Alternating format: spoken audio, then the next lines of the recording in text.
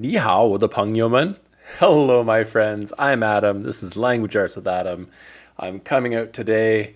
I had a big presentation today for work and finally done all that, but diving right back into the Chinese learning. And today we're on to our 15th episode, so it means that we're halfway through the first season, just chugging along here, doing our best, and just trying to do that little bit every day, get those little victories in.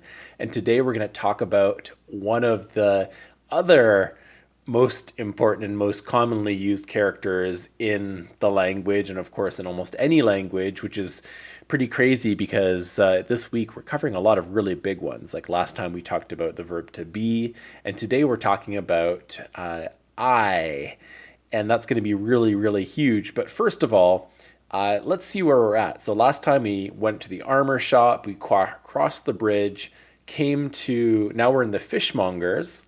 And I think maybe tomorrow I'll actually walk you through to show you sort of where we've come in this virtual memory palace so you can kind of map it out in your head.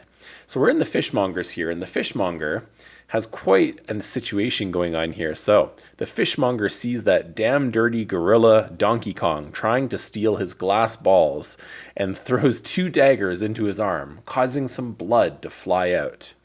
Now, this one here, I'm as you can see, I'm using these glass balls that are on the floor that fishers used to use a long time ago. And there's something when I'm walking through the memory palace, I can see those glass balls, three of them stacked there in front of the fishmonger's desk. And I'm using sort of a reference to Planet of the Apes here, if you've ever seen that movie where he says, damn dirty ape, but instead I'm using damn dirty gorilla because I need to have that g sound.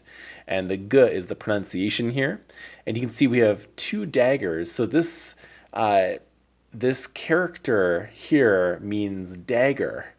And it's really difficult to try to imagine how this means dagger. So in my head, to make this character, I thought about an arm kind of out. I don't know if you can see my arm here, and two daggers through it. And then the drop, I'm imagining sort of before, like with Shao, the ladle, I'm remembering this drop of blood here to sort of remember that little awkward little piece on that character. And finally, the meaning, of course, is dagger. So we're trying to really put all this together here and make, because it's Donkey Kong, we know it's the first tone, so it becomes g, g. And so that's a component that we will use not just in the next one, but I believe there are a few other characters that contain this dagger component too. And that moves us up to number 32, which is really the highlight today. And so 32, the sentence is, the Mughal uses his hand to pull out the daggers. Sweet, free daggers. I guess you won't be needing these. Yoink.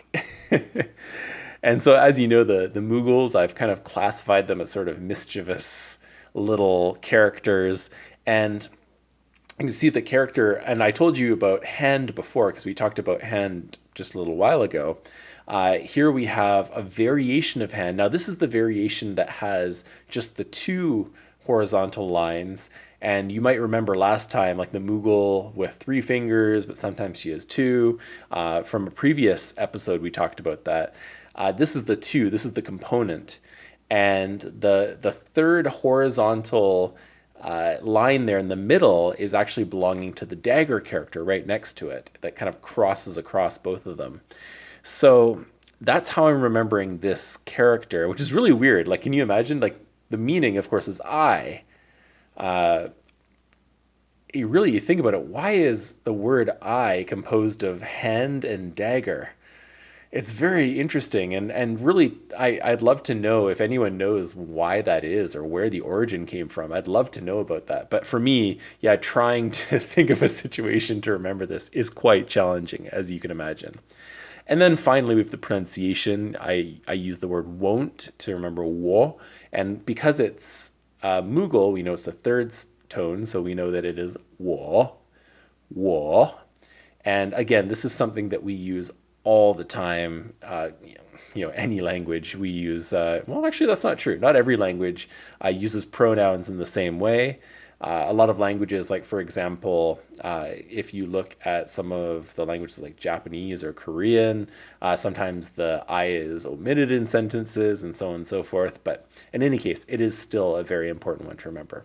So that's it for today. I'm tired. I had a long day today, but I'm glad that I fit in this time to study a little bit, and I hope you all are glad that you're able to come in and put in a little bit, even if it's just 5 minutes of studying. Remember, let's go through these little victories together, feel good about our learning, and let me know if this is helping you, and if you're following along, let me know in the comments. And please don't forget to like and subscribe. Once again, I'm Adam. This is Language Arts with Adam. And remember, learn smarter, not harder. Bye-bye.